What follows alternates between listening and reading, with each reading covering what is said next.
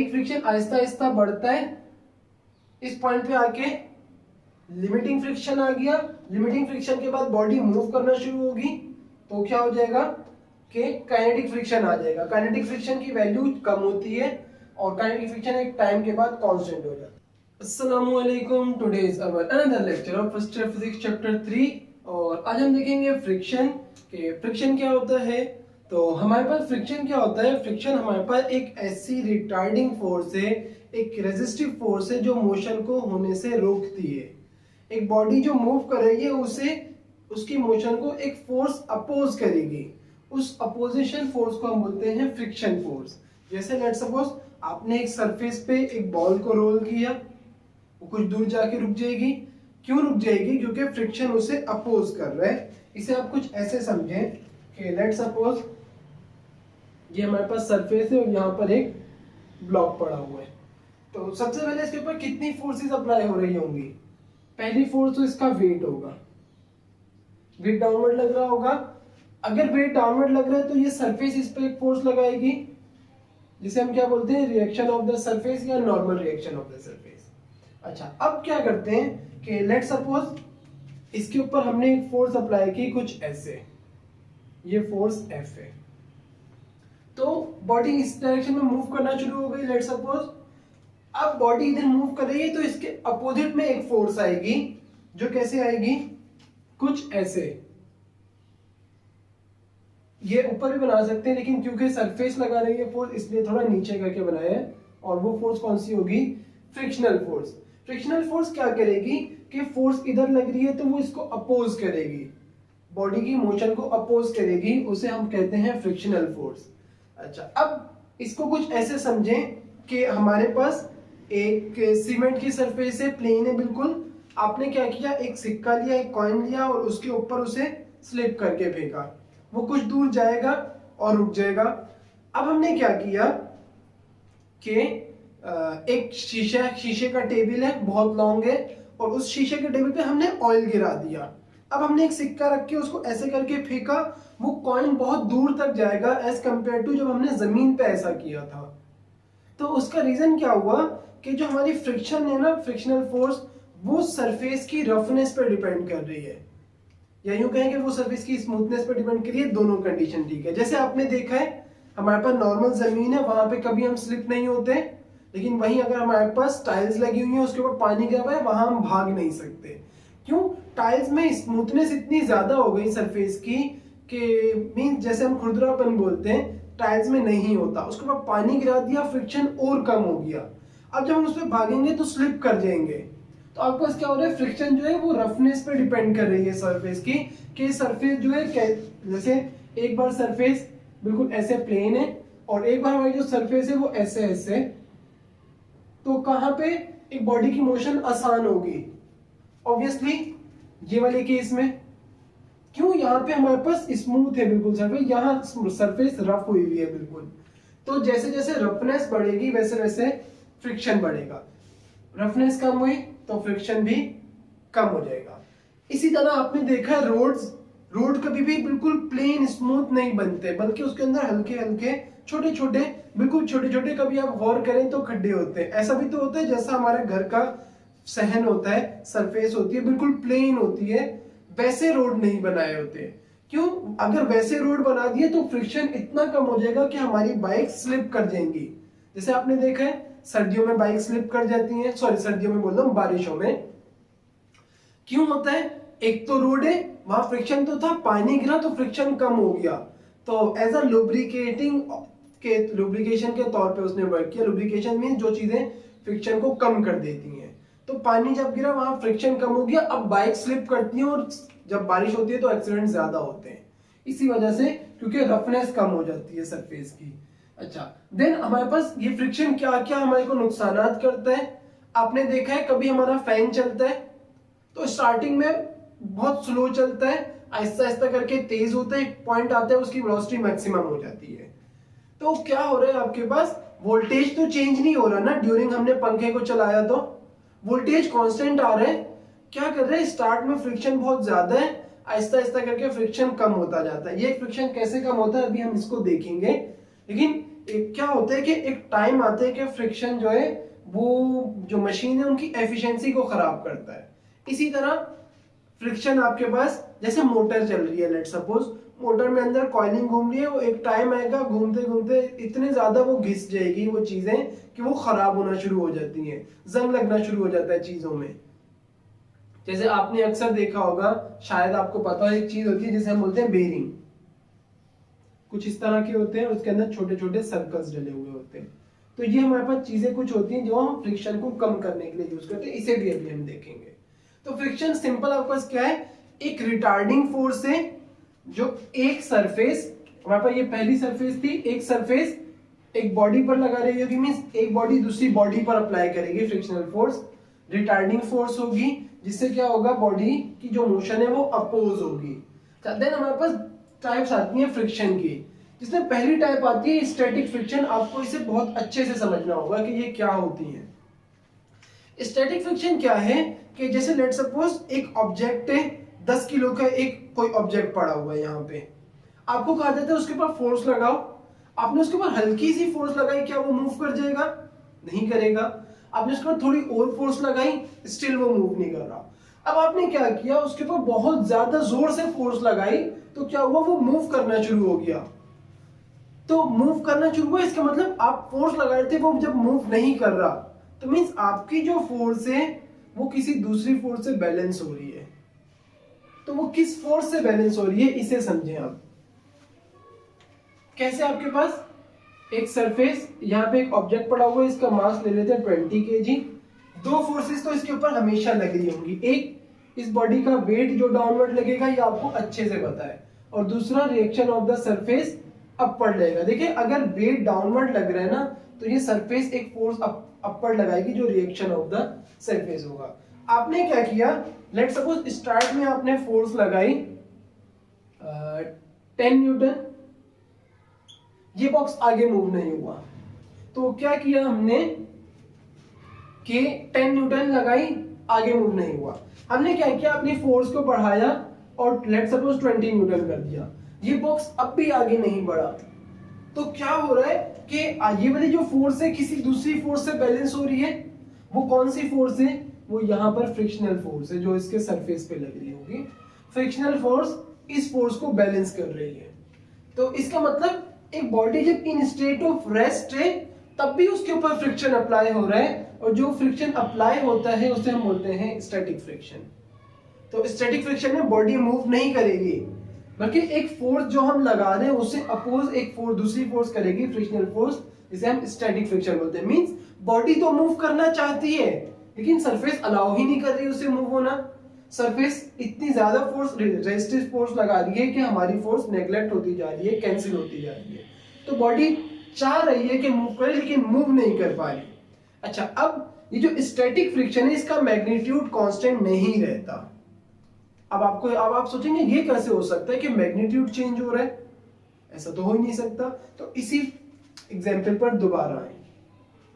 Let suppose यहां से हमने 5 न्यूटन की फोर्स लगाई, तो फ्रिक्शन कितना लग रहा होगा, फ्रिक्शन भी 5, ये जो फ्रिक्शन है इसकी वैल्यू भी 5 न्यूटन ही होगी अभी, ताकि ये दोनों कैंसिल हो सके।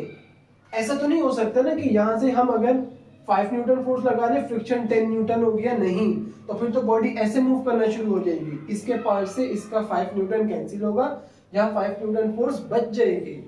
तो जितनी फोर्स हम लगाएंगे रेजिस्टिव फोर्स भी उतनी ही लगेगी।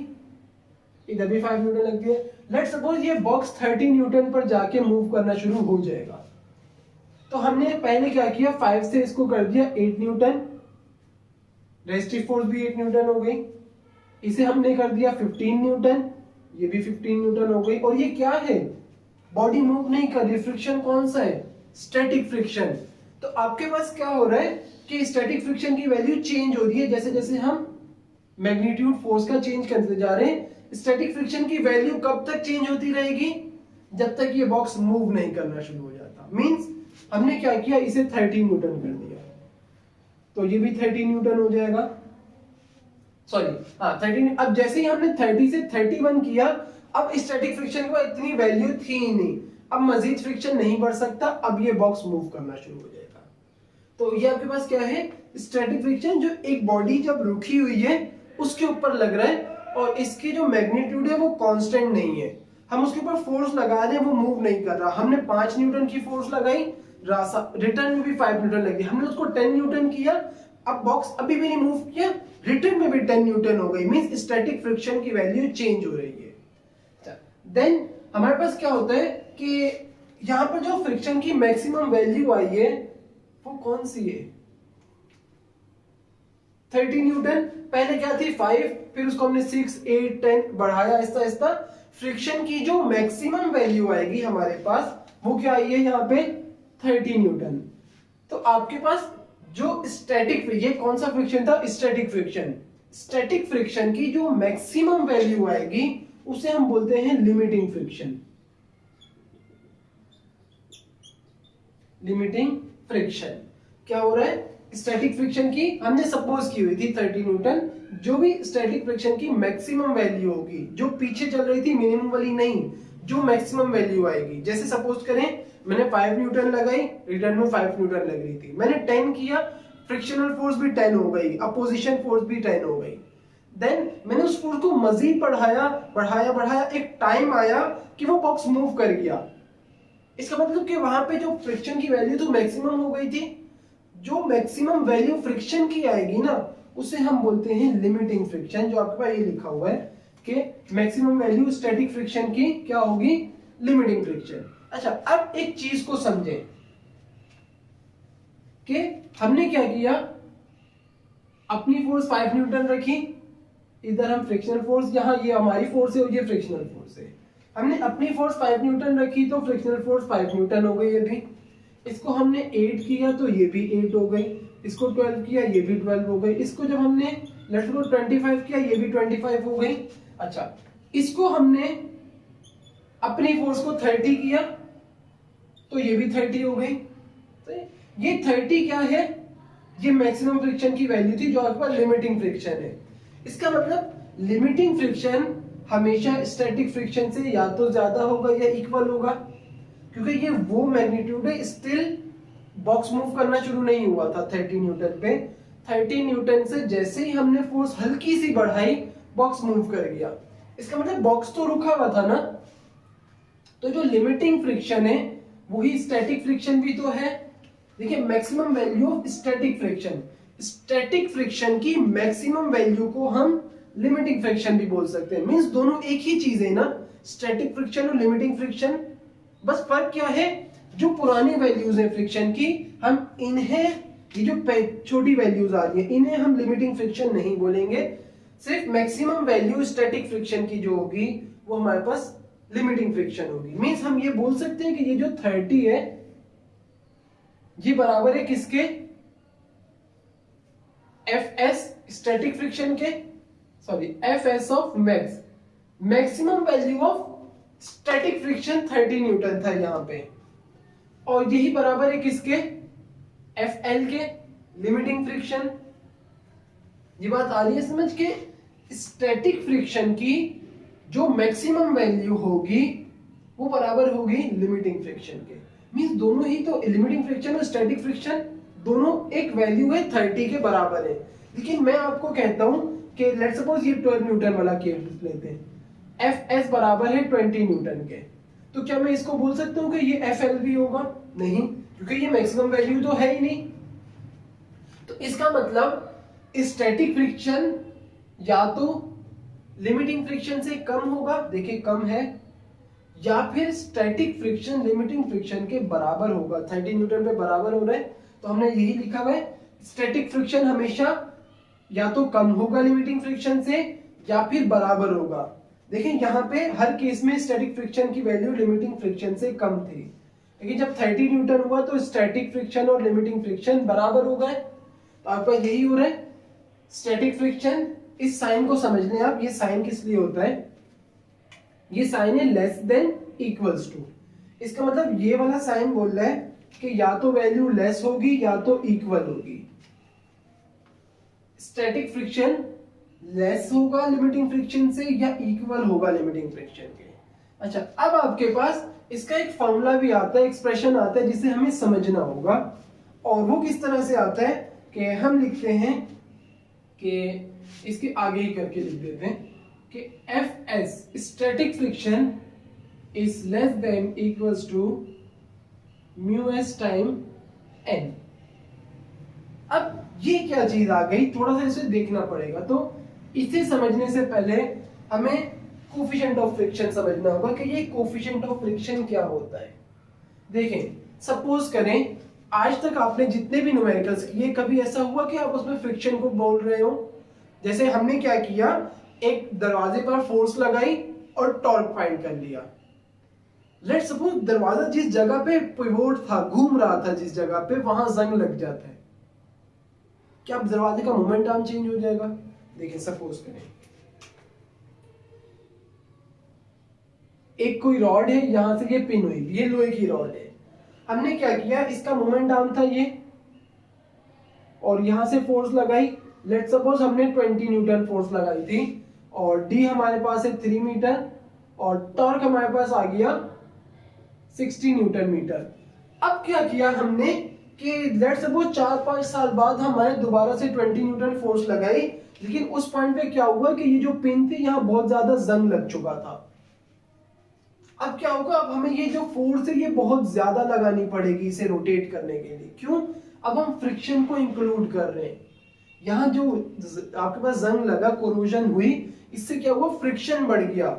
तो उस फ्रिक्शन को हम ऐड करने के लिए एक चीज डिफाइन करते हैं जिसे कहते हैं म्यू।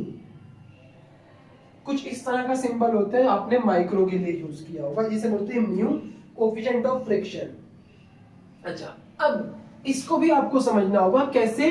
अब क्या करते हैं, हम सपोज करते हैं एक 10 केजी की बॉडी है, उसे फोर्स लगा के आपको आगे करना है, और एक 100 केजी की बॉडी है, उसे फोर्स लगा के आपने आगे करना है। तो मींस क्या होगा कि जिसका मास ज्यादा होगा ना बॉडी का, उसके ऊपर फ्रिक्शन भी ज्यादा अप्लाई हो रहा होगा, उसे मूव करना मुश्किल है ना। जिसका मास या जिसका वेट बोल रहे हैं, वेट ज्यादा सही है, जिस बॉडी का वेट ज्यादा है उसको मूव करना मुश्किल है। क्यों? उसके ऊपर फ्रिक्शन भी ज्यादा लग रहा है।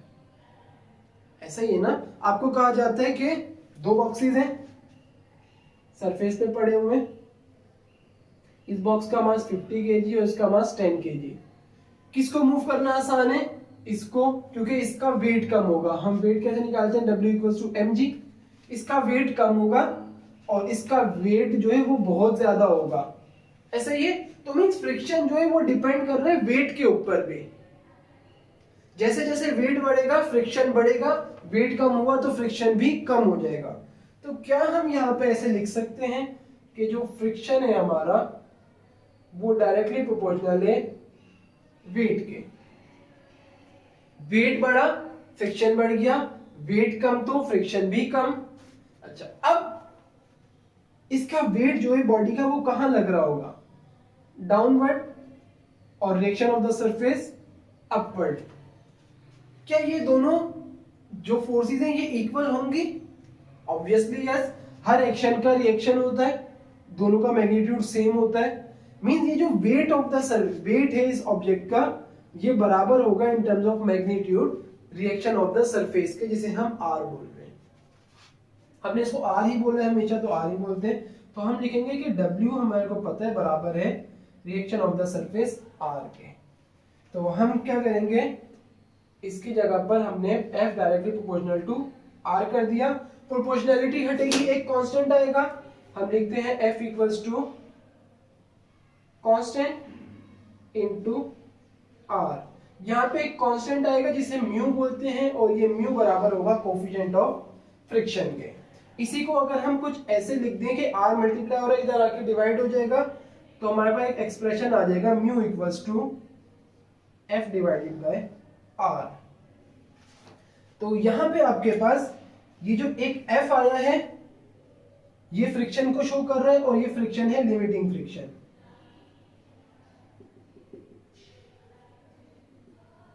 लिमिटिंग फ्रिक्शन, और ये R आपके पास है रिएक्शन ऑफ द सरफेस। तो कोएफिशिएंट ऑफ फ्रिक्शन किसका रेशियो है, limiting friction to the reaction of the surface, जो कि लिखा हुआ है ratio of limiting friction to the normal reaction of the surface, normal reaction of the surface. अच्छा, एक चीज इसमें और कि ये जो r है इसे आपकी बुक में n से शो किया गया, तो हम इसे ऐसे भी पढ़ेंगे कि म्यू बराबर है f डिवाइडेड बाय n के। सही। अच्छा, अब हम वापसी यहां पे आते हैं।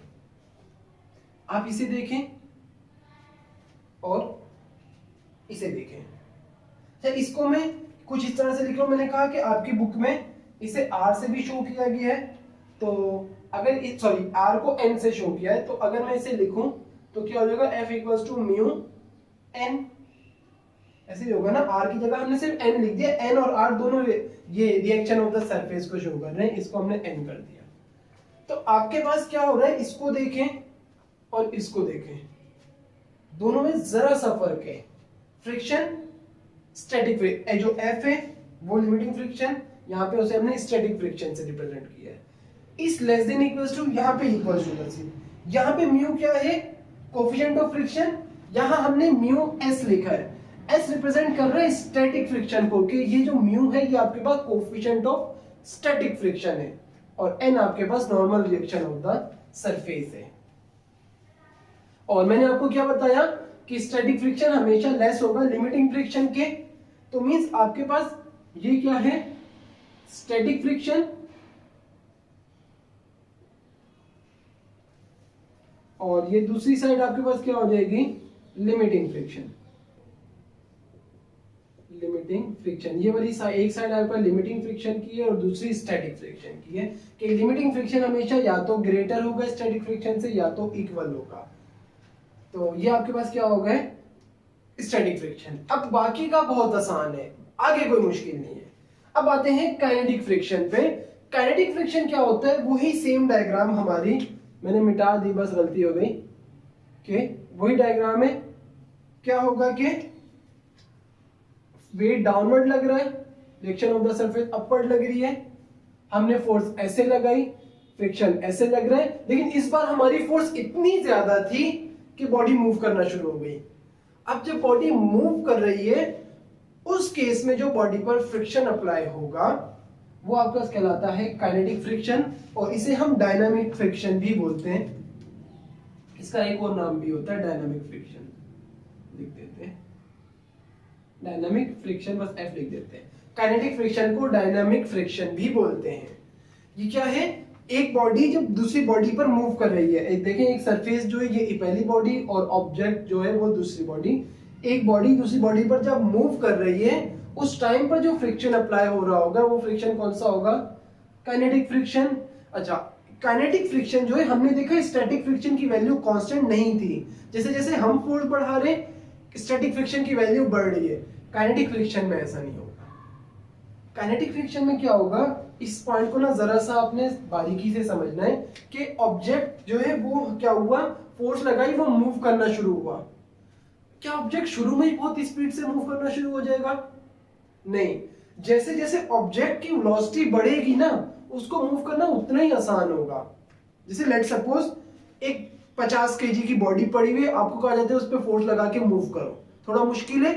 अब क्या होता है, एक 50 केजी की बॉडी ऑलरेडी इधर मूव कर रही थी, आपने उसके ऊपर और फोर्स लगा दी, तो अब वो तेज मूव करना शुरू हो जाएगी। क्यों, क्या हुआ कि जब बॉडी मूव कर रही है तो उसके ऊपर फ्रिक्शन कम लग रहा होता है, जब बॉडी रुकी हुई है तो उस पर फ्रिक्शन ज्यादा लग रहा होता है। तो आपके पास क्या होगा कि बॉडी रुकी हुई है तो फ्रिक्शन ज्यादा है, बॉडी मूव करना शुरू हुई तो फ्रिक्शन कम हो गया। तो अब माइंड में आएगा कि बॉडी अगर बहुत तेज मूव करे तो फ्रिक्शन तो जीरो हो जाना चाहिए, तो नहीं, ऐसा नहीं होगा। आपके पास क्या होता है कि लेट सपोज एक बॉडी मूव करना शुरू हुई, फ्रिक्शन की वैल्यू कम होती है, और तेज मूव करना शुरू हुई, फ्रिक्शन और कम हो गया। फिर एक टाइम आता है कि एक सर्टेन वेलोसिटी के बाद जो काइनेटिक फ्रिक्शन है वो कांस्टेंट हो जाता है, फिर वो चेंज नहीं होता। देखिए समझे, स्टैटिक फ्रिक्शन आहिस्ता आहिस्ता करके बढ़ रहा है, इसको ना अब मैं वैसे आपको अब समझाता हूं डायग्राम से। ये डायग्राम बहुत अच्छी है। इसमें यहाँ पे हमारे पास ये हमारी अप्लाइड फोर्स है F, और यहाँ पे y एक्सिस पे हमारी फ्रिक्शनल फोर्स है। मैंने एक बार फिर डायग्राम मिटा दी। देखें, एक ऑब्जेक्ट है, weight downward, reaction of the surface upward, हम फोर्स ऐसे लगा रहे, रिएक्शन ऑफ द सरफेस ऐसे लग रहा है। सही। तो आपके पास देखें, इसको समझें, sorry reaction of the surface बोल दिया, फ्रिक्शनल फोर्स यहां लग रही है। स्टैटिक फ्रिक्शन से दोबारा करते हैं। स्टैटिक फ्रिक्शन में हमने थोड़ी सी फोर्स लगाई, फ्रिक्शन बढ़ गया, थोड़ी और बढ़ाई, फ्रिक्शन और बढ़ गया, थोड़ी और बढ़ाई, फ्रिक्शन और बढ़ गया। देखिए यहां पे देखें आप, जब हम ऐसे अपवर्ड जा रहे हैं तो क्या हो रहा है इस डायग्राम के अंदर, ये जो ब्लू वाली लाइन है सिर्फ ये हमारे पास ग्राफ है। देखें यहां पे इस पॉइंट पे देखें कि कौन से पॉइंट्स होते हैं, कोऑर्डिनेट 0 0 होते हैं हमारे, मींस फोर्स जब 0 है तो फ्रिक्शन 0 है। अब हमने क्या किया, फोर्स अप्लाई की, लेट्स सपोज फोर्स हमारी इस वैल्यू पे थी, तो फ्रिक्शन कैसे हो जाएगा, फ्रिक्शन की वैल्यू इतनी होगी, जब फोर्स इतनी थी तो फ्रिक्शन की वैल्यू इतनी थी। अब हमने क्या किया, फोर्स को बढ़ा के हम यहां पे ले आए इस पॉइंट पे, ऐसे जाएंगे तो हमारी अप्लाइड फोर्स बढ़ेगी, अपवर्ड जाने पे फ्रिक्शनल फोर्स बढ़ेगी। तो हमने जब फोर्स बढ़ाई तो हमारे पास क्या हुआ कि फ्रिक्शन भी बढ़ गया, देखें ये देखें। देन हमने मजीद फोर्स बढ़ाई और लेट्स सपोज लिमिटिंग फ्रिक्शन वाली कंडीशन आ गई कि मैक्सिमम स्टैटिक फ्रिक्शन हमें ऑब्टेन हो गया। वो कंडीशन कौन सी है, ये वाली। यहां पे देखिए फ्रिक्शन की वैल्यू मैक्सिमम है।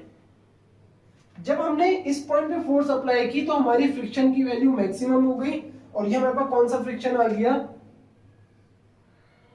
Limiting friction FL। अच्छा, अब जैसे ही हम जरा सी फोर्स बढ़ाएंगे बॉडी मूव करना शुरू हो जाएगी, और मैंने क्या कहा, काइनेटिक, जैसे जैसे बॉडी मूव करेगी फ्रिक्शन कम होगा। आप देखें इस पॉइंट पर फ्रिक्शन क्या था, लिमिटिंग फ्रिक्शन, और देन ग्राफ वापसी नीचे आ गया। इसका मतलब फोर्स वही लग रही है लेकिन फ्रिक्शन कम हो गया। तो आपके पास ना ये बिल्कुल जरा सा ऐसे बनेगी, ये वाली जो लाइन है ना, इट्स लीनियरली नीचे नहीं आएगी, हल्की सी ऐसे, कि हमारे पास क्या हुआ, एक मिनट इसको थोड़ा सही से बना लेते हैं, कुछ ऐसे। जैसे क्या हुआ कि हमने फोर्स को जरा सा बढ़ाया, फोर्स जरा सी आगे गई है, मजीद फोर्स बढ़ी, फ्रिक्शन कम हो गया फौरन से, क्यों, बॉडी यहां पे मूव करना शुरू हो गई। अच्छा, अब बॉडी ने एक सर्टेन वेलोसिटी अटेन कर ली, उसके बाद क्या होगा, फ्रिक्शन कांस्टेंट हो जाएगा, काइनेटिक फ्रिक्शन। अब देखिए फ्रिक्शन जो है वो स्ट्रेटली आगे जा रहा है। अब ये जो हल्का हल्का अप डाउन आ रहे हैं, डिप्स और अप्स आ रहे हैं, इसमें क्या हो रहा है आपके पास कि ये एक्चुअली हमने इसलिए बनाया है कि हमारी जो सरफेस है हो सकता है कहीं से ज्यादा स्मूथ हो, कहीं से ज्यादा रफ हो, तो फ्रिक्शन कम ज्यादा हो सकता है, इसलिए हमने इसे अप्स एंड डाउन में बनाया है। वरना हम इसे चाहते तो एक स्ट्रेट लाइन भी बना सकते हैं, कोई इशू की बात नहीं है। समझाने का रीजन क्या है कि स्टैटिक फ्रिक्शन आहिस्ता आहिस्ता बढ़ता है, इस पॉइंट पे आके लिमिटिंग फ्रिक्शन आ गया, लिमिटिंग फ्रिक्शन के बाद बॉडी मूव करना शुरू होगी, तो क्या हो जाएगा कि काइनेटिक फ्रिक्शन आ जाएगा। काइनेटिक फ्रिक्शन की वैल्यू कम होती है और काइनेटिक फ्रिक्शन एक टाइम के बाद कांस्टेंट हो जाता है। यहां से आपको एक बात पता लग रही है, इस पूरे ग्राफ में मैक्सिमम फ्रिक्शन की वैल्यू कहां है, ऑब्वियसली यस, यहां पे आपकी फ्रिक्शन की वैल्यू, ये कौन सा फ्रिक्शन है, लिमिटिंग फ्रिक्शन। तो आपने एक एमसीक्यू बहुत इंपॉर्टेंट है कि लिमिटिंग फ्रिक्शन हमेशा ग्रेटर होगा किससे, स्टैटिक और काइनेटिक फ्रिक्शन से। इसे हम लिख लेते हैं यहां पे कि एक minute, FL limiting friction is always greater than static friction Fs and kinetic friction Fk। जो लिमिटिंग फ्रिक्शन है वो हमेशा ज्यादा होगा स्टैटिक और डायनामिक या काइनेटिक फ्रिक्शन से। अच्छा, अब आपके पास ये वही बात लिखी हुई है, वेलोसिटी बढ़ेगी तो जो काइनेटिक फ्रिक्शन है वो बढ़ेगा, देन सर्टेन वेलोसिटी के बाद वो कांस्टेंट हो जाएगा। सॉरी, यहां पे ये मिस्टेक है, ये गलत लिखा हुआ है, डिक्रीज। जैसे जैसे वेलोसिटी बढ़ेगी काइनेटिक फ्रिक्शन की वैल्यू कम होती जाएगी और एक सर्टेन वेलोसिटी अटेन करने के बाद वो कांस्टेंट हो जाएगी। अब इसकी एक बहुत अच्छी एग्जांपल मैं आपको देता हूं। एक फैन है, फैन तो सबको पता है ना, जो ये छत में लगे हुए हैं या स्टैंड फैन, कोई सी भी सोच लें आप, देखिए उसमें भी तो फ्रिक्शन होगा ना, वहां पे तो वो बॉडी मूव करना चाह रही है, बस स्ट्रेट लाइन में नहीं, एक सर्कल में मूव कर रही है, वो भी एक फ्रिक्शन की टाइप है, अभी हम उसे भी देखेंगे। लेकिन वहां पे भी तो फ्रिक्शन है ना। आपने क्या किया, स्विच ऑन किया, फैन स्टार्ट में आहिस्ता आहिस्ता चलेगा। क्यों? स्टार्ट में बॉडी रुकी हुई है तो फ्रिक्शन बहुत ज्यादा है। ये देखिए क्या होगा, जैसे ही बॉडी मूव करना शुरू हुई फ्रिक्शन की वैल्यू बहुत ज्यादा है।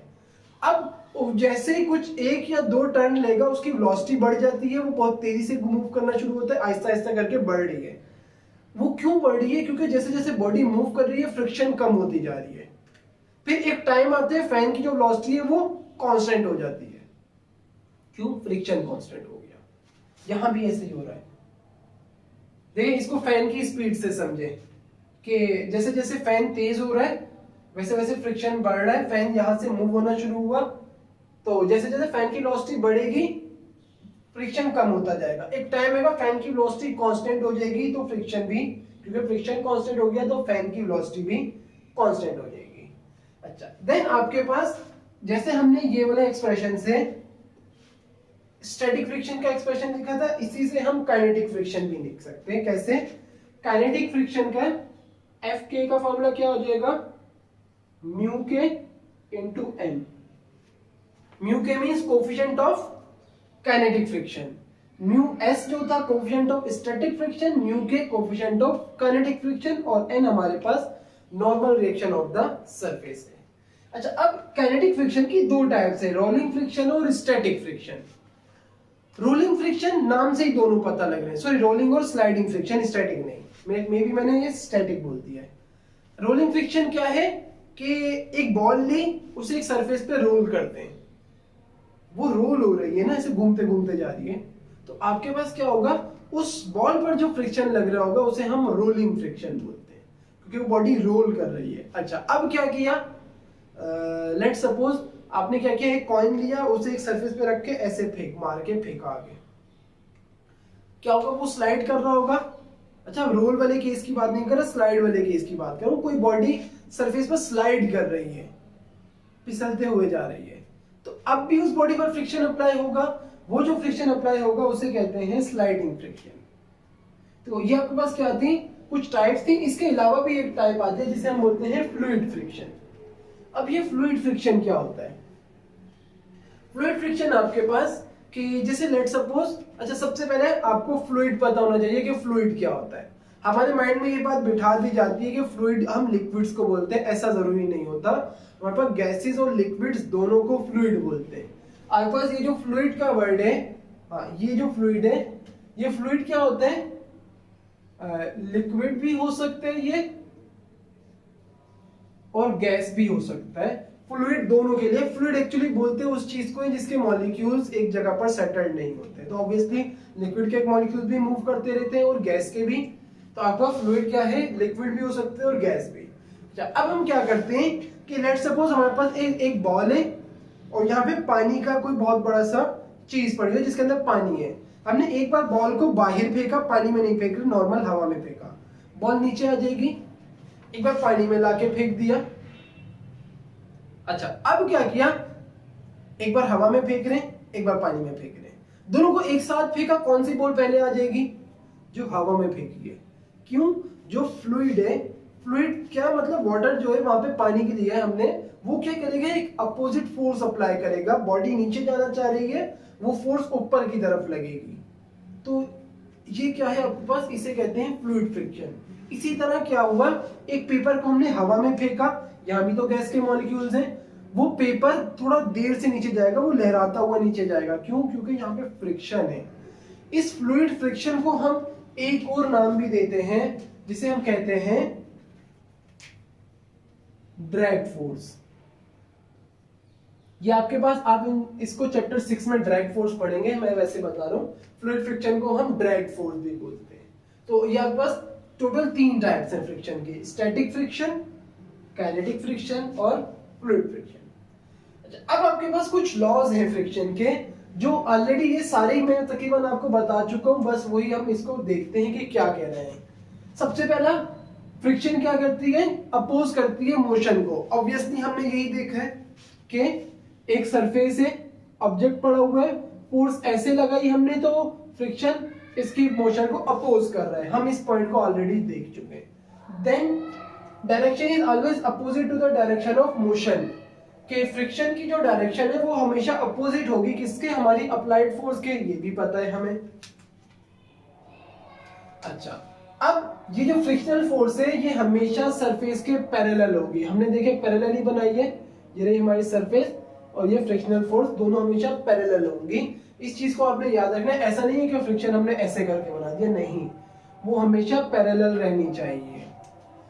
देन आपके पास फ्रिक्शन जो है वो किसके ऊपर डायरेक्टली प्रोपोर्शनल है, किसके, normal reaction of the surface के। इस चीज को तो हम यही देख चुके हैं, ये रहा हमारे पास फ्रिक्शन डायरेक्टली प्रोपोर्शनल है normal reaction of the surface के, कि जितना ज्यादा बॉडी का वेट होगा उतना ज्यादा बॉडी पर फ्रिक्शन अप्लाई होगा, जितना ज्यादा वेट होगा obviously reaction of the surface बढ़ेगा तो फ्रिक्शन भी उसी हिसाब से बढ़ जाएगा। अच्छा, देन आपके पास क्या आता है, ये भी हो गया, ये भी हो गया। हाँ, ये बहुत इंपॉर्टेंट है, लेकिन इससे करने से पहले ये दोनों चीजें हम देख लेते हैं। आपके पास बल्कि ये पहले देखते हैं कि काइनेटिक फ्रिक्शन जो है वो इंडिपेंडेंट है, मीन जो काइनेटिक फ्रिक्शन है ना ये दोनों बॉडीज की वेलोसिटीज पर डिपेंड नहीं कर रहा होता। जैसा कि मैंने बताया कि एक टाइम आता है काइनेटिक फ्रिक्शन कांस्टेंट हो गया, मींस अब जितनी मर्जी वेलोसिटी बढ़ा ले काइनेटिक फ्रिक्शन पे कोई खातिर ख्वाह फर्क नहीं आएगा, काइनेटिक फ्रिक्शन कांस्टेंट हो जाता है। तो काइनेटिक फ्रिक्शन इंडिपेंडेंट है वेलोसिटीज, सरफेस की वेलोसिटीज पे। अच्छा, देन आपको कहा जा रहा है कि ये हमारे पास जो फ्रिक्शन है वो इंडिपेंडेंट है किसके, जो कांटेक्ट एरिया है उसके। मींस आपके पास क्या हो रहा है कि लेट सपोज एक बॉडी है जिसका कांटेक्ट एरिया ज्यादा है, लेकिन ये 100% ट्रू नहीं है, ये वाली बात मैं इसको टोटली वेरीफाई नहीं करूंगा, यहाँ की बुक में पॉइंट लिखा हुआ है, इसे कुछ हद तक मैं समझा रहा हूँ, 100% ट्रू नहीं है। आपकी बुक में ऐसा लिखा हुआ है कि जो फ्रिक्शन है वो कांटेक्ट एरिया पर डिपेंड नहीं करती, इंडिपेंडेंट है, लेकिन ऐसा नहीं होता, डिपेंड करती है। क्योंकि आपके पास क्या होता है कि इंटरमोलिकुलर फोर्सेस भी तो है ना हमारे पास, तो हमारे पास क्या होता है कि ये इंडिपेंडेंट कब तक है, accept in the case of sliding friction या रबिंग, स्लाइडिंग फ्रिक्शन को रबिंग फ्रिक्शन भी बोलते हैं। कि आपके पास क्या हुआ, मैं आपको कुछ इस तरह से बताता हूं कि लेट्स सपोज मैं यहाँ पे अपना एक थंब रब कर रहा हूं, तो ये मेरे थंब पर कुछ ना कुछ फ्रिक्शन अप्लाई हो रहा है। अब मैं अपने पूरे हाथ को यहाँ पे ऐसे रब करना शुरू करता हूँ, क्या होगा, फ्रिक्शन बढ़ जाएगा ना, पूरा हाथ मूव करना है तो ज्यादा फोर्स लगानी पड़ेगी मुझे। तो हमारे पास क्या होता है कि जो एरिया है वो डिपेंड करता है फ्रिक्शनल फोर्स पे। ये बात ट्रू नहीं है कि फ्रिक्शन जो है वो एरिया पर डिपेंड नहीं कर रहा है, एरिया पर डिपेंड करता है। जैसे जैसे एरिया बढ़ेगा वैसे वैसे हमारा जो फ्रिक्शन है वो बढ़ना शुरू हो जाता है। किस हिसाब से, कि पहले सिर्फ इतना सा एरिया कांटेक्ट में था, फोर्स कम लगानी पड़ी, अब पूरा हाथ कांटेक्ट में आ जाएगा तो फोर्स भी ज्यादा लगानी पड़ेगी। तो फ्रिक्शन जो है वो डिपेंड करता है। तो इसे हम कुछ ऐसे कर देते हैं कि डिपेंडेंट, या आप इसे कुछ ऐसा ही लिख लें जैसे मैंने यहाँ पे लिखा हुआ है, यूं करें कि इसको डिपेंड रखें कि कांटेक्ट एरिया पर डिपेंड करता है, और इस पॉइंट को आप काट दें। अच्छा, देन आपके पास क्या है कि depend on the nature of the surface in contact. यहाँ पे भी मिस्टेक है कि हमारे जो ये फ्रिक्शन है वो डिपेंड करता है कि हमारी सरफेस किस तरह की है। जैसा कि मैंने आपको बताया था कि अगर सरफेस स्मूथ है फ्रिक्शन कम है, सरफेस रफ हुई फ्रिक्शन बढ़ गया, सरफेस और रफ हुई फ्रिक्शन और बढ़ गया। तो यहाँ पे यही बताया जा रहा है कि वो डिपेंड करेगी किस पे, सरफेस पे, जो सरफेस कांटेक्ट में उस पर डिपेंड करेगी हमारे पास फ्रिक्शन की वैल्यू। तो ये आपके पास फ्रिक्शन, उसकी टाइप्स, कोएफिशिएंट ऑफ फ्रिक्शन और लॉज ऑफ फ्रिक्शन थे, आप इसे नोट करें। देन हम इसके कुछ लॉ, कुछ ओरिजिन्स पे जाते हैं कि फ्रिक्शन को डिफाइन किस तरह से किया गया, आप इसे नोट कर लें, देन हम आगे करते हैं। Now we have origin of friction. Origin of friction actually इसका मतलब ये है कि हम थोड़ा सा हिस्ट्री की तरफ जा रहे हैं कि फ्रिक्शन को पहले क्या समझा जाता था, अब क्या समझा जाता है, तो हम इसकी तरफ चल रहे हैं। तो पहले classical view, actually classical view old view है और मॉडर्न व्यू अब का व्यू है कि हम अब इस तरह से देखते हैं। क्लासिकल व्यू हमें बताता था कि जो फ्रिक्शन है वो कांटेक्ट एरिया पर डिपेंड कर रहा है। जैसे अभी मैंने थोड़ी देर पहले यहाँ पे कुछ क्रॉस किया था कि जो फ्रिक्शन है वो कांटेक्ट एरिया पर डिपेंड करता है। तो क्लासिकल व्यू यही कह रहा है कि जो फ्रिक्शन है वो कांटेक्ट एरिया पर डिपेंड करता है। कैसे करता है कि लेट सपोज हमारे पास एक ब्लॉक है और वो यहां पड़ा हुआ है। अब हमें ऐसा लग रहा है कि ये जो हमने सरफेस नीचे बनाई है ये टोटली क्या है, स्मूथ है। हालांकि स्मूथ हो नहीं सकती, अगर हम माइक्रोस्कोपिक लेवल पर जाएं तो ये स्मूथ नहीं होगी, इसके अंदर भी छोटे छोटे छोटे छोटे क्या होंगे, खड्डे हुए होंगे। ये जो सरफेस हमने स्मूथ बनाई है, अगर हमने इसको क्या किया, माइक्रोस्कोपिक लेवल पर लेके गए, हम इसे माइक्रोस्कोप से देखें तो ये सरफेस हमें कुछ ऐसे नजर आएगी। कैसे, हल्की हल्की, बिल्कुल हो सकता है आपको भी अभी, क्योंकि आपको ये व्यू छोटा नजर आएगा, लाइन स्ट्रेट लग रही है, लेकिन हल्का हल्का क्या होता है कि खुरदरी होगी, अप एंड डाउन आएंगे। इसी तरह जो हमारा ये ब्लॉक लिया है इसकी सरफेसेस भी स्मूथ नहीं होंगी। इसकी सरफेसेस भी कैसे होंगी कि इसकी सरफेस भी ऐसे आ रही होंगी, इस तरह से ऐसे आ रही होंगी, ऐसे।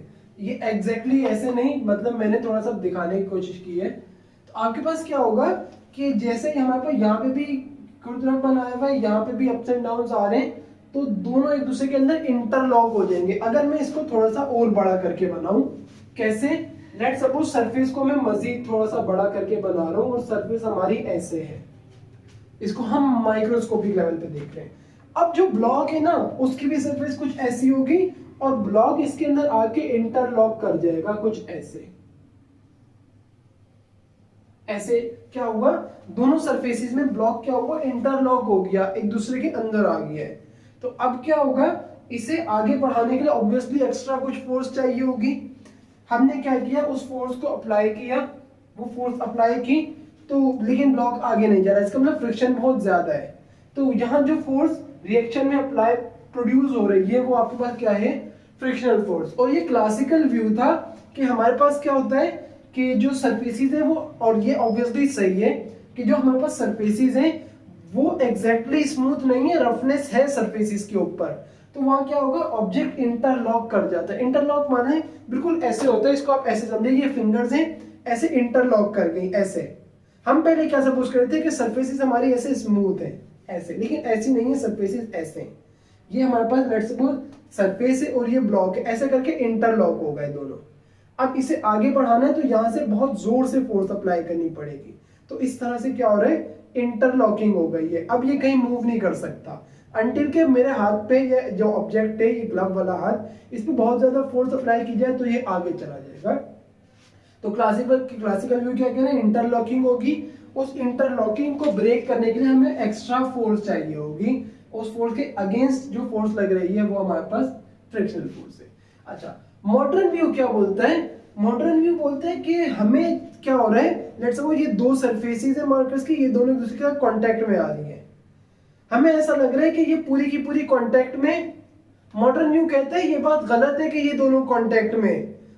मॉडर्न व्यू क्या कहते हैं कि जो हमें नजर आ रहा है ना कि कितना पोर्शन इसका कांटेक्ट में, ऐसा है ही नहीं। एक्चुअल में चंद पार्टिकल्स हैं जो कांटेक्ट कर रहे होते हैं।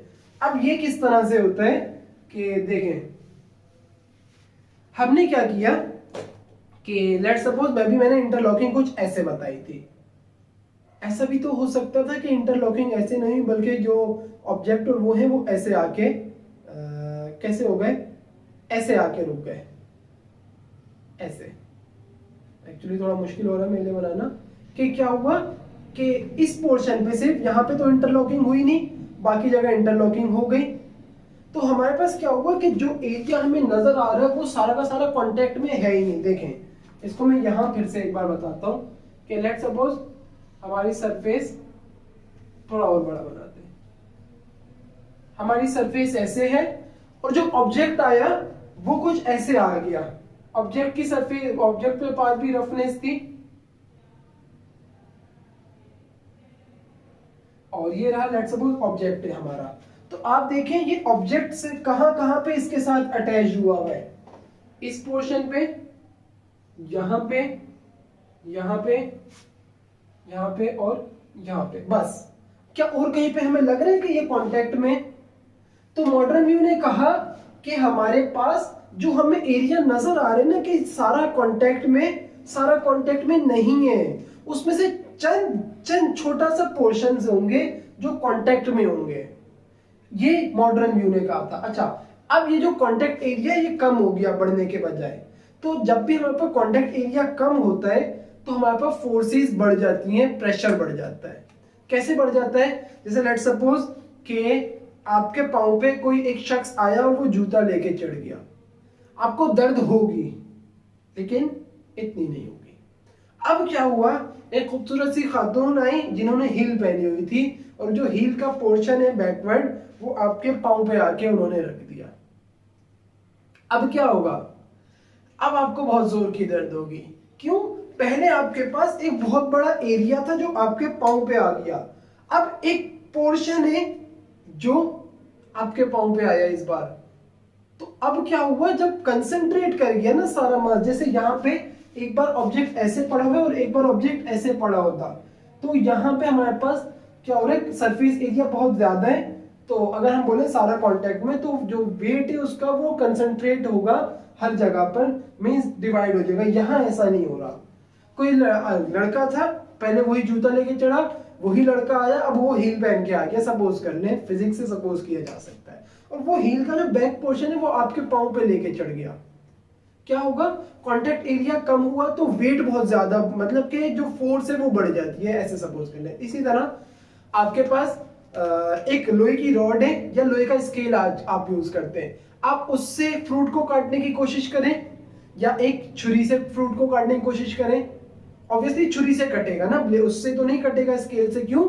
छुरी की जो सामने का जो पोर्शन है वो बहुत ज्यादा बारीक होता है, एरिया कम करते हैं तो हम फोर्स को बढ़ा लेते हैं। कैसे? आपके पास प्रेशर डायरेक्टली, सॉरी, प्रेशर बराबर होता है फोर्स अपॉन एरिया के। अगर ये फॉर्मूला याद हो तो हम क्या करते हैं, अगर फोर्स को कांस्टेंट कर दें तो हम ऐसे लिख सकते हैं, P is equal to constant, force की जगह फोर्स को हमने कांस्टेंट कर दिया 1/A, और P इनवर्सली प्रोपोर्शनल आ गया एरिया के। मींस हम एरिया कम करेंगे तो प्रेशर बहुत ज्यादा बढ़ जाएगा। तो यहाँ क्या हो रहा है, कांटेक्ट एरिया बहुत कम है, मींस प्रेशर बहुत ज्यादा होगा। एरिया कम, इनवर्स रिलेशन, एक चीज कम होगी तो दूसरी बढ़ जाएगी। एरिया कम है तो प्रेशर बहुत ज्यादा होगा, उसकी वजह से क्या होगा, प्रेशर बहुत ज्यादा बढ़ जाने की वजह से इन्होंने कहा कि एक तरह की वेल्डिंग हो जाएगी वहां पे, और उस वेल्डिंग को हम बोलते हैं कूल्ड वेल्डिंग। क्या कहा कि जो apparent area, actual area of contact बहुत कम है as compare to apparent area, और क्या होगा कि प्रेशर जहां पे कांटेक्ट पॉइंट्स होंगे, ये आपके पास कांटेक्ट नहीं है, कांटेक्ट पॉइंट, वो वहां जो कांटेक्ट पॉइंट है वहां प्रेशर बहुत बढ़ जाएगा, क्योंकि एरिया कम है तो प्रेशर बहुत बढ़ गया। इस हाई प्रेशर की वजह से एक टाइप की वेल्डिंग हो जाएगी जिसको हमने नाम दिया कूल्ड वेल्डिंग का। उस वेल्डिंग को ब्रेक करने के लिए एक फोर्स चाहिए होगी। जो वेल्डिंग जो हुई है कूल्ड वेल्डिंग, वहां जो फोर्स रेजिस्टिव अप्लाई हो रही होगी वो आपके पास फ्रिक्शनल फोर्स होगी। देखिए लेट्स सपोज इन्हें हमने दोनों मार्कर्स को वेल्ड कर दिया, मैं फोर्स लगाऊंगा, मूव तो नहीं करेंगे ना अंटिल के वो वेल्डिंग ना ब्रेक हो जाए। तो ऐसे ही यहाँ जो कांटेक्ट एरिया यहाँ पे वेल्डिंग हो गई, उस वेल्डिंग को ब्रेक करने के लिए फोर्स लगानी पड़ेगी। जो वेल्डिंग की वजह से वो आगे मूव नहीं कर रही, मीन फ्रिक्शनल फोर्स प्रोड्यूस हो गई है, तो उस फोर्स को हम फ्रिक्शनल फोर्स बोलते हैं। अच्छा, अब आपके पास दो तरह के एंगल्स आते हैं। एक एंगल होता है एंगल ऑफ फ्रिक्शन। इसकी डेफिनेशन से पहले इसे हम समझते हैं डायग्राम से, और होपफुली मैं इस डायग्राम को इस वीडियो में आखिरी बार बनाऊंगा। एक सरफेस है जिसके ऊपर ऑब्जेक्ट पड़ा हुआ, ये हमारी सरफेस है। इसका वेट कहां लग रहा होगा? Obviously downward. देखिए वेट किसकी वजह से लग रहा है? वेट अपनी बॉडी की वजह से लग रहा है, कोई और नहीं लगा रहा है। यहाँ पे reaction of the surface upward लग रही है। अब क्या होगा कि लेट सपोज बॉडी को हम इस पॉइंट पर मूव करवाना चाहते हैं, फ्रिक्शन कैसे लगेगा? यहां पे फ्रिक्शन अप्लाई हो रहा होगा, तो हमें कहा जाता है कि इस फ्रिक्शनल फोर्स और रिएक्शन ऑफ द सरफेस का रिजल्टेंट फाइंड करें। कैसे फाइंड करेंगे? बहुत आसान है, इसको समझे। हम क्या करेंगे, एक स्क्वायर या रेक्टेंगल बना लेंगे। कैसे बनाएंगे? इस फोर्स F और R का रिजल्टेंट फाइंड करना है। कुछ ऐसे करके हम एक सपोजिशनल स्क्वायर बना लेते हैं, या रेक्टेंगल भी बन सकता है, कुछ भी बन सकता है। अब क्या करेंगे, जिस पॉइंट में इनकी टेल्स है वहां से हम एक वेक्टर ड्रॉ करेंगे। इससे कर लेते हैं, ये हमारे पास, इसे हम बोलते हैं कांटेक्ट फोर्स। इस फोर्स को कांटेक्ट फोर्स बोला जाता है। हमने ये कैसे निकाली, इसका और इस फोर्स का रिजल्टेंट है ये। तो अब आपके पास अगर मैं कहूं कि यहां कुछ एंगल बन रहा है थीटा, इस थीटा एंगल को हम बोलते हैं एंगल ऑफ फ्रिक्शन। और अगर इस थीटा को हमें फाइंड करना है तो हम कैसे फाइंड कर सकते हैं। अब आपको थोड़ा सा चैप्टर 2 को रिमाइंड करना पड़ेगा कि हमें पता है हम वेक्टर्स को अपनी मर्जी से कहीं पे भी मूव कर सकते हैं, ऐसा ही है ना। तो मैं क्या करता हूं कि इसको और ये वाला जो वेक्टर है इन तीनों को मूव करवाता हूं। कैसे, देखें, इन दोनों वेक्टर्स को उठा के मैं एज इट इज नीचे ले आता हूं। ये हमारे पास आ गया, ये वाला vector reaction of the surface, ये रिजल्टेंट वेक्टर कुछ ऐसे आ गया। हमें पता है कि इसके बीच में एंगल बन रहा है, उस एंगल को भी हमने बना दिया थीटा। और अब हमने क्या किया, ये जो F फोर्स है ना, इसको उठा के यहां ला के रख रहे हैं हम। इसको उठा के यहां ला के रखें मींस इसको यहां ला रहे हैं, एक कंप्लीट ट्राइंगल बन जाएगा हमारे पास कुछ ऐसे। ये आ गया रिएक्शन ऑफ द सरफेस, ये क्या थी, फ्रिक्शनल फोर्स, यहां कुछ एंगल बन रहा है। तो आपके पास एक ट्राइंगल बन गया, इसके अंदर अगर हम tan थीटा अप्लाई करते हैं, tan थीटा किसके बराबर होता है, tan थीटा बराबर होता है परपेंडिकुलर डिवाइडेड बाय बेस, ऐसा ही है। तो हमारे पास ये जो थीटा है, इस थीटा को लेट सपोज हम अल्फा ले लेते हैं। एक्चुअली आपकी बुक में अल्फा लिया हुआ था, वरना ऐसी कोई जरूरत नहीं है हमारे को। तो क्या हो जाएगा, थीटा की जगह पर अल्फा आ जाएगा, tan alpha equals to, base कौन सी साइड है इस ट्राइंगल में, हमेशा बेस कौन सी होती है, जिसके साथ एंगल और 90 डिग्री बनता है। 90 डिग्री और एंगल तो इस साइड के साथ बन रहा है, मीन बेस क्या है, r। तो हमारे पास बेस हमारे पास कौन सी आ गई, r, और परपेंडिकुलर क्या होगा, एंगल के सामने वाली साइड, फ्रिक्शनल फोर्स। तो अभी थोड़ी देर पहले हमने कोफिशिएंट ऑफ फ्रिक्शन इस पॉइंट पे देखा था, और वो बराबर था F/r के। तो हम कहेंगे कि as we know that F/r बराबर होता है म्यू के। तो इस F/r की जगह हम म्यू लिख सकते हैं। तो tan अल्फा बराबर हो गया म्यू के, मींस म्यू बराबर है tan अल्फा के। इसका मतलब कि जो कोफिशिएंट ऑफ फ्रिक्शन है उसे हमें डिफाइन करने का एक तरीका और मिल गया। एक तो था कोफिशिएंट ऑफ फ्रिक्शन बराबर है ratio limiting friction to the normal reaction of the surface के। अब कोफिशिएंट ऑफ फ्रिक्शन किसके बराबर है, एंगल टेंजेंट एंगल किसका, कांटेक्ट फोर्स, रिजल्टेंट फोर्स और रिएक्शन ऑफ द सरफेस के बीच में जो एंगल बन रहा है उसके अगर हम टेंजेंट कर दें तो हमारे पास जो रिजल्ट आएगा वो कोफिशिएंट ऑफ फ्रिक्शन होगा। और ये जो हमारे पास अल्फा बना था, इस अल्फा को हम बोलते हैं एंगल ऑफ फ्रिक्शन। तो यहां पे लिख देते हैं एंगल ऑफ फ्रिक्शन। अब आपके पास लास्ट टॉपिक है इससे कि हमें रिलेशन बताना है angle of friction, relation between angle of friction, वही एंगल ऑफ फ्रिक्शन और एंगल ऑफ रिपोज के बीच में। रिपोज एंगल क्या होता है अब, तो लेट सपोज इस डायग्राम को समझने से पहले यहां पे आए, आपका एक नॉर्मल सरफेस है, आपने क्या किया, यहाँ पे कोई बड़ा सा ऑब्जेक्ट रखा, उसके ऊपर एक लकड़ी ला के रख दी, सही है। तो ये एक सरफेस कैसे बन गई, एक एंगल पे आ गई है ना। इस तरह की जो सरफेसेस होती हैं इसे हम बोलते हैं इंक्लाइंड प्लेन।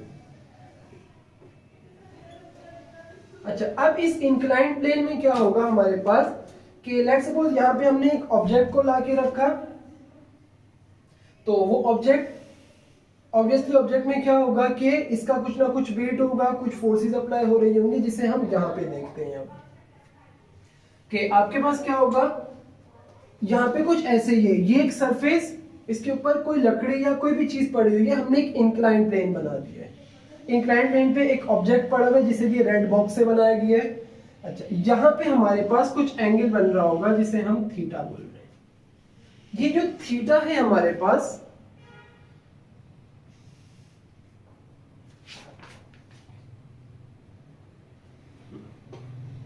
ये थीटा हमारे पास कहलाता है एंगल ऑफ रिपोज। ये जो थीटा हमने बनाया है इसे बोलते हैं एंगल ऑफ रिपोज। अब हमें इस डायग्राम की तरफ आना है। आप देखिए, अगर हम ऐसे खड़े हुए, ऑब्जेक्ट ऐसे पड़ा हुआ है, हमारी एक्स एक्सिस कैसे होगी, ये हमारी एक्स एक्सिस और ये हमारी वाई एक्सिस। लेकिन अगर हम क्या करते हैं कि हमने अपनी जो मोशन है उसे ऐसे देख रहे हैं, ऑब्जेक्ट ऐसे पड़ा हुआ है, तो अब इसी हिसाब से हमें एक्स और वाई एक्सिस को चेंज करना होगा। किस तरह से? अब एक्स एक्सिस हम ऐसे लेंगे और वाई एक्सिस हमारी ऐसे आ जाएगी। तो यहाँ पे ये जो डॉटेड लाइन बनी हुई है एक्चुअली ये एक्स एक्सिस और वाई एक्सिस को शो कर रही है। ये हमारी एक्स एक्सिस और यहाँ पे हमारी, एक मिनट, ये एक्स एक्सिस आ गई और ये वाई एक्सिस आ गई। अच्छा, अब आपके पास क्या होगा कि लेट सपोज ये जो ऑब्जेक्ट है, एंगल ऑफ रिपोज वो मिनिमम एंगल है जब ये जो ऑब्जेक्ट है ये स्लिप नहीं कर रहा, बिल्कुल स्लिप करने वाला है। ऐसे ही होगा ना कि लेट सपोज ऐसे एक इंक्लाइन प्लेन है, मैं मार्कर रखता हूं, ये घूम घूम के नीचे आ रहा है, मीन स्लिप कर रहा है। अगर मैं इसको थोड़ा सा ऐसे कर दूं, ये अब भी आ रहा है, थोड़ा सा और ऐसे कर दूं तो शायद अब ये रुक जाए, यहाँ पे अब भी नहीं रुक रहा। तो यहाँ पे हमारे पास हॉरिजॉन्टल के साथ जैसे ये एंगल है और ये हॉरिजॉन्टल सरफेस है, कुछ एंगल बन रहा है, इसको हमें कम करते करते एक ऐसे एंगल पे लाना है कि यहाँ जब ऑब्जेक्ट रखा जाए तो वो इस तरह से रुक जाए हमारे पास। तो यहाँ हमारे पास क्या होगा कि ऑब्जेक्ट बिल्कुल अबाउट टू स्लिप है, मीन स्लिप होने वाला है। तो इस ऑब्जेक्ट पर जब कोई फोर्स नहीं लग रही तो ये स्लिप कैसे होगा? एक तो ये चीज, दूसरा ये ऑब्जेक्ट कहां स्लिप होगा? इस डायरेक्शन में, तो इसका मतलब फ्रिक्शनल फोर्स अपोजिट आएगी। तो ये हमारे पास फ्रिक्शनल फोर्स है जो ये बनी हुई है, इसे हमने बोल दिया ये आ गई हमारी फ्रिक्शनल फोर्स। अच्छा, अब आपके पास यहाँ पे बॉडी का वेट लग रहा होगा, जो कि हमें पता है हमेशा ऑब्जेक्ट का वेट डाउनवर्ड लगता है। जैसे मैं यहाँ खड़ा हूँ, ऑब्जेक्ट मेरा ऐसे नीचे लग रहा है, मैं ऐसे टेढ़ा भी खड़ा हो जाऊं तो क्या होगा? ऑब्जेक्ट स्टिल डाउनवर्ड लगेगा मेरा। ऑब्जेक्ट हमेशा डाउनवर्ड, सेंटर टुवर्ड सेंटर लगता है। तो मीन्स हमारे पास जो ये है, ये हमारे पास ऑब्जेक्ट का वेट है, ये वाला एरो शो कर रहा है। अच्छा, देन हमारे पास क्या चीज बच गई? अब भाई हमारे पास कि वेट डाउनवर्ड लग रहा है, reaction of the surface, reaction of the surface, जो normal reaction of the surface है वो हमारे पास ये लग रही आर, जो हमेशा जो सरफेस है उसके परपेंडिकुलर लगती है। तो यहां से आपको एक और चीज पता लग रही है कि लेट्स सपोज सरफेस है, एक ऑब्जेक्ट पड़ा हुआ है, इसका वेट ऐसे लग रहा है, रिएक्शन ऑफ द सरफेस ऐसे लग रही है। एक बार क्या हुआ, ऑब्जेक्ट को हमने ऐसे रख दिया, वेट स्टिल सेम डायरेक्शन में लग रहा है, लेकिन reaction of the surface change हो चुकी है अब हमारे पास। पहले रिएक्शन ऑफ द सरफेस ऐसे थी ताकि रिएक्शन का जो एंगल है वो सरफेस से 90 डिग्री बने, यहां पे भी वो 90 डिग्री ही रहेगा, वो चेंज नहीं होगा। तो हमारे पास ये सब आ गया। इस y को यहां से अभी के लिए हटा देते हैं, इस y को हम नीचे लिख लेते हैं, ये नेगेटिव y एक्सिस पे लिख रहे हैं। तो अब हमारे पास यहाँ पे कुछ फोर्सेस हैं जिसे हमें बनाना पड़ेगा। उसके लिए आपको ये समझना होगा कि यहाँ हमेशा जब भी जो भी एंगल बनेगा, सेम वही एंगल हमारा यहां पे बन रहा होगा। इसे मैं आपको इसको स्केल से बनाने का रीजन ये है कि मैं आपको ये बात दिखा सकूं कि यहाँ सेम एंगल्स बनते हैं। इसके लिए हम एक प्रोटेक्टर भी लेके आए हैं, तो मैं इस एंगल को मेजर करता हूं और फिर इस पे मार्क करके आपको दिखाता हूं कि ये एंगल हमेशा सेम रहते हैं। कुछ ऐसे रखते हैं इसको और यहाँ पे एंगल देखते हैं, ये एंगल आ रहा जिसे मैंने यहाँ पे मार्क कर दिया, प्रोटेक्टर पे आप देख सकते हैं। और ये कुछ आप देखें तो 30 डिग्री एंगल बन रहा है हमारे पास, ये रहा सही। अब इसे अगर हम यहाँ पे रख के मेजर करते हैं इस एंगल को, तो देखें एंगल हमारे पास बिल्कुल सेम बन रहा होगा। देख रहे हैं आप, ये देखिए बिल्कुल सेम, वही ये जहां से शुरू हो रहा है एंगल मेजर होना, यहाँ पे खत्म हो रहा है, सेम एंगल बन रहे। जो एंगल यहां बन रहा है ये रहा, वही सेम एंगल हमारे पास ये देखें यहाँ पे भी बन रहा है।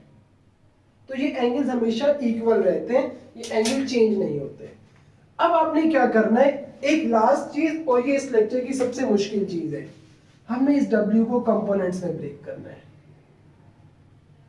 कैसे ब्रेक करेंगे इसको अब आपने समझना है।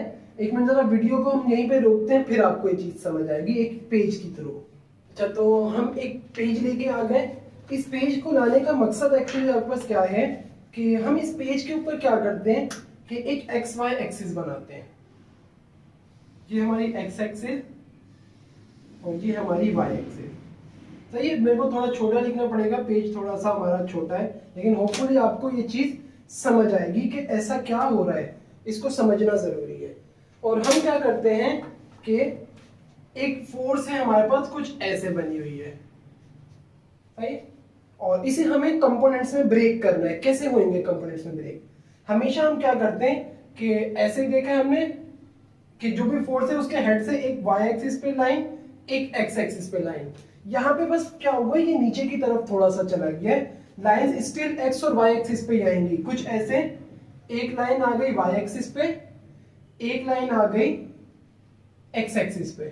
तो हमारे पास ये आ गया एक्स कंपोनेंट। लेट सपोज अगर ये W था तो ये WX, और ये आ गया हमारा y कंपोनेंट WY।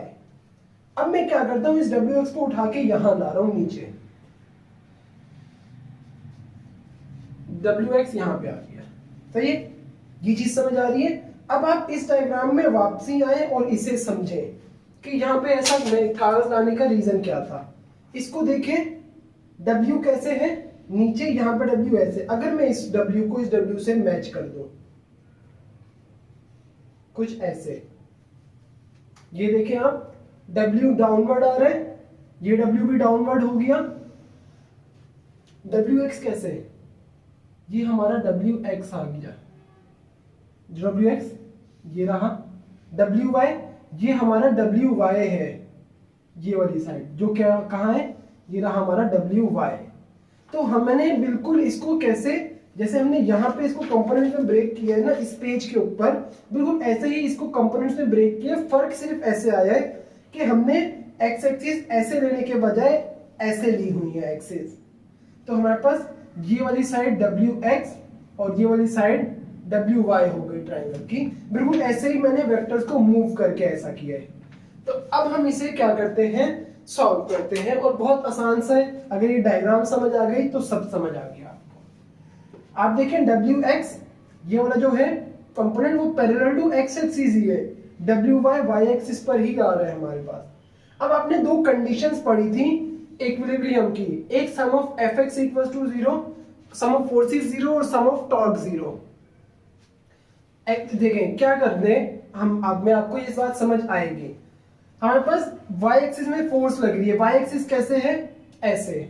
हमने क्या लिखा, हमने y एक्सिस की डायरेक्शन बनाई ऐसे, और किस ऊपर वाली डायरेक्शन को पॉजिटिव बोल दिया, और हमने कहा कि सम ऑफ Fy, यानी जितनी भी y एक्सिस में फोर्स है वो उनको सम करेंगे तो 0 आएगा।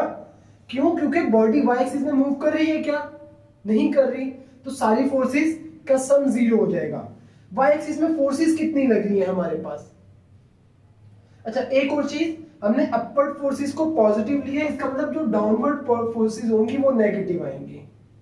तो यहां पे अगर आप देखें, अपवर्ड फोर्स कौन सी है, reaction of the surface, downward force WY minus WY equals to 0। तो हमारे पास क्या होगा कि WY माइनस का इस तरफ आके प्लस का हो जाएगा, R इक्वल्स टू WY। अच्छा, अब x एक्सिस पे आते हैं। x एक्सिस में हमारे पास ऐसे है x एक्सिस, तो लेट सपोज मैं इस तरफ वाली जो फोर्सेस हैं उन्हें पॉजिटिव बोल रहा हूं, और sum of Fx equals to 0।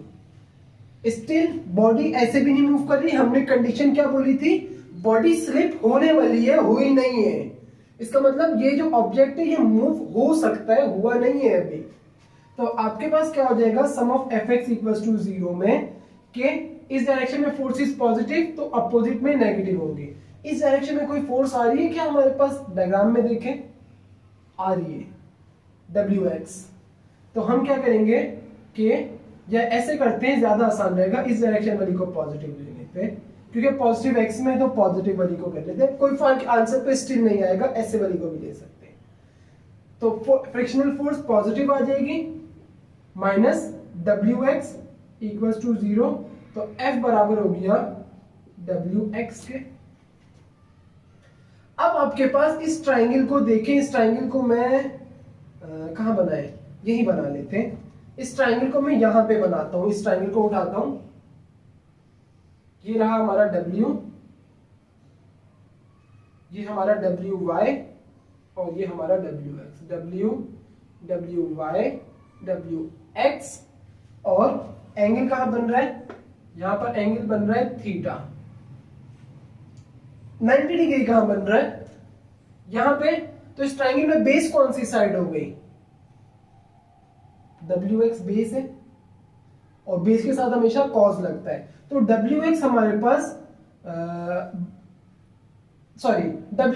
WY हमारी बेस है, सॉरी WY हमारी, ये Y लिखा हुआ है, मैं X समझ गया, ये हमारे पास परपेंडिकुलर, ये 90 और थीटा इस एक्सिस इधर से बन रहा है WY।